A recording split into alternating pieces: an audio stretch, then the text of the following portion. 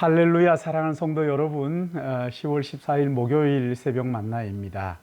저는 요즘 예전에 읽었던 책을 다시 읽는데 소명자는 낙심하지 않는다라는 책입니다.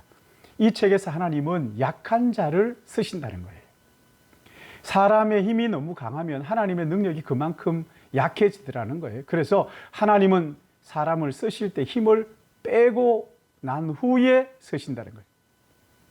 그래서 바울도 육체의 가시를 통해서 그의 힘을 빼고, 모세도 40년 광야 생활을 통해서 그의 힘을 빼셔서 지도자로 사용하셨다는 거예요.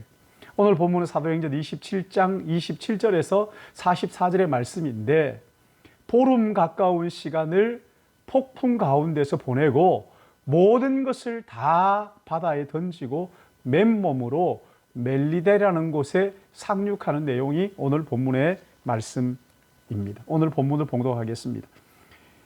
열나흘째 되는 날 밤에 우리가 아드리아 바다에서 이리저리 쫓겨가다가 자정쯤 되어 사공들이 어느 육지에 가까워지는 줄 짐작하고 물을 재어보니 20길이 되고 조금 가다가 다시 재어보니 15길이라. 암초에 걸릴까 하여 고물로 단 4척 내리고 날이 새기를 고대하니라. 사공들이 도망하고자 하여 이물에서 닷을 내리는 채 하고 그룻배를 바다에 내려놓거늘 바울이 백부장과 군인들에게 이르되 이 사람들이 배에 있지 아니하면 너희가 구원을 얻지 못하리라 하니, 이에 군인들이 그룻줄을 끊어 떼어버리니라.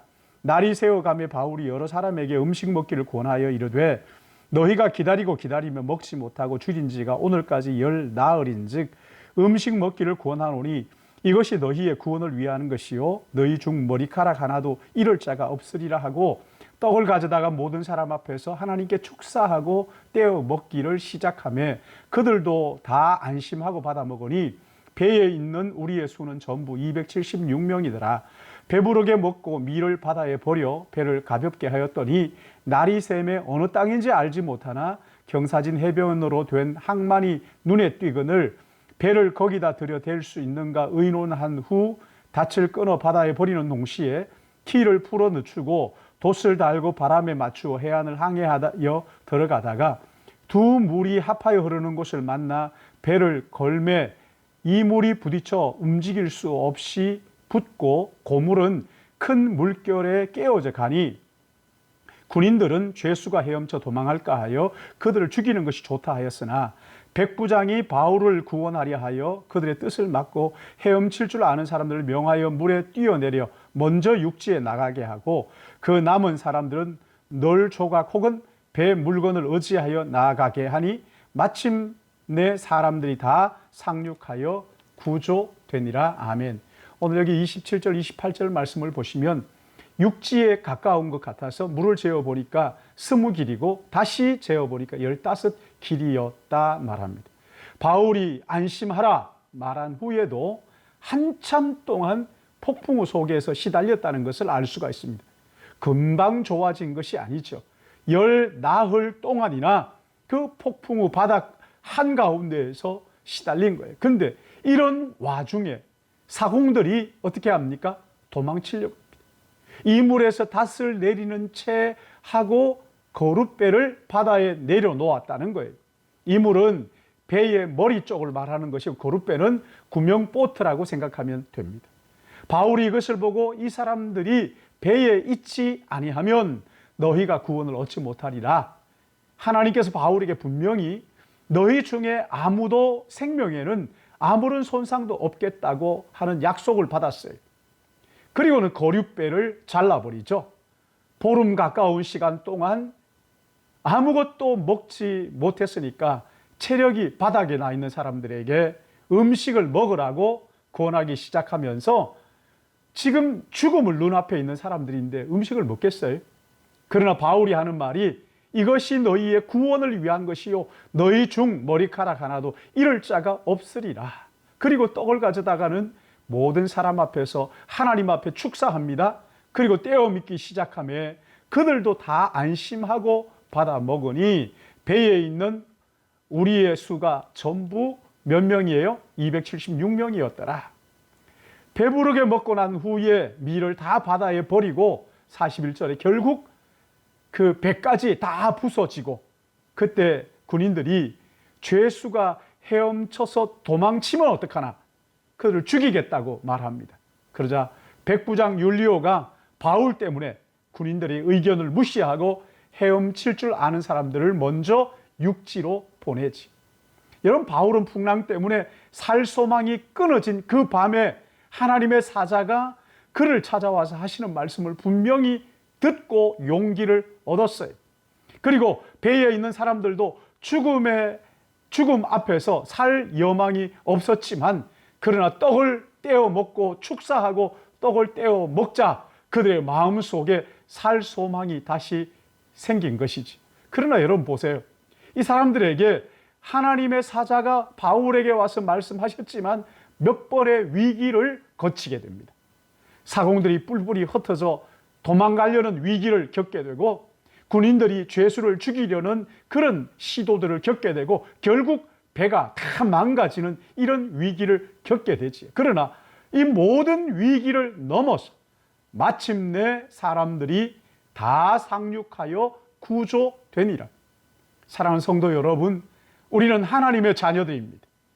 하나님은 우리를 향하신 계획이 있는데, 이 계획이 다 이루기 전까지는 어떤 시련 속에서도 반드시 구원받는 것을 믿으시기를 바랍니다.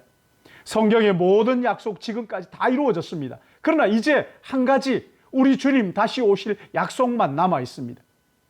우리 주님은 부활하시고 승천하신 지 2000년이 지났습니다. 사람들은 기다림의 한계를 드러내고 있어요. 어떤 사람들은 주님은 오시지 않는다고 공공연하게 말합니다. 어떤 사람들은 자기가 다시 오신 메시아라고 떠들고 다니면서 사람들을 미혹합니다. 그러나 성경은 생각하지 못한 때에 도적같이 우리 주님이 임할 것이라고 경고하고 있습니다. 그러므로 내 사랑하는 형제들아, 견실하며 흔들리지 말고 항상 주의 일에 더욱 힘쓰는 자들이 되라. 이는 너희의 수고가 주 안에서 헛되지 않은 줄 알미라.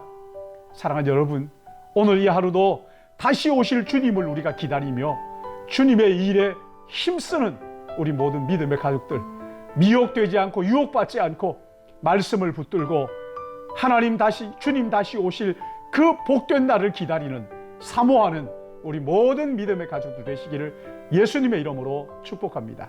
기도하겠습니다. 2000년 전 이 땅에 갓난 아기의 모습으로 오셔서 온갖 수모와 온갖 고초를 다 당하시고 마지막 저주의 십자가에 나의 죄를 대신하여 죽으시고 부활하심으로 우리를 의롭다 하시고 모든 죄를 용서하시고 하나님의 자녀 삼아 주셔서 영원한 유업을 허락하신 거룩하신 하나님을 찬양합니다.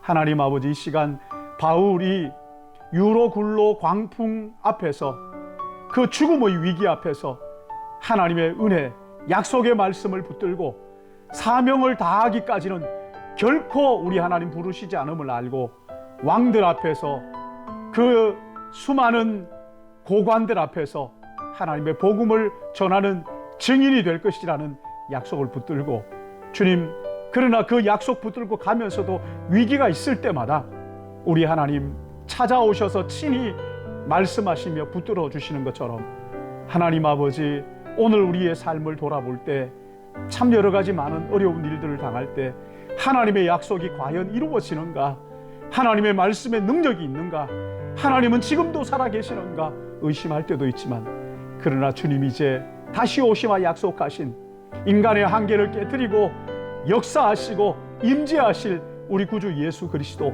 그분을 기다리며 사모하며 소망하며 오늘 하루도 믿음으로 하나님의 나라를 전하며 그리스도 예수를 증거하는 삶을 사는 저희들 되도록 인도하여 주시옵시고, 먹든지 마시든지 무엇을 하든지 하나님의 영광을 위하여 하는 우리 모든 믿음의 가족들에게 은혜 베풀어 주실 것을 간절히 바라옵고, 이 하루도 하나님 아버지, 세상에 여러 가지 많은 근심과 걱정 가운데 휘둘리는 저희들이지만 하나님의 나라를 생각하며 눈 감고 기도할 때마다 우리 마음속에 주님이 주시는 소망으로 풍성한 성령 충만한 하나님의 사람으로 살아갈 수 있도록 인도해 주실 것을 바라오며 예수님의 이름으로 기도드리옵나이다. 아멘.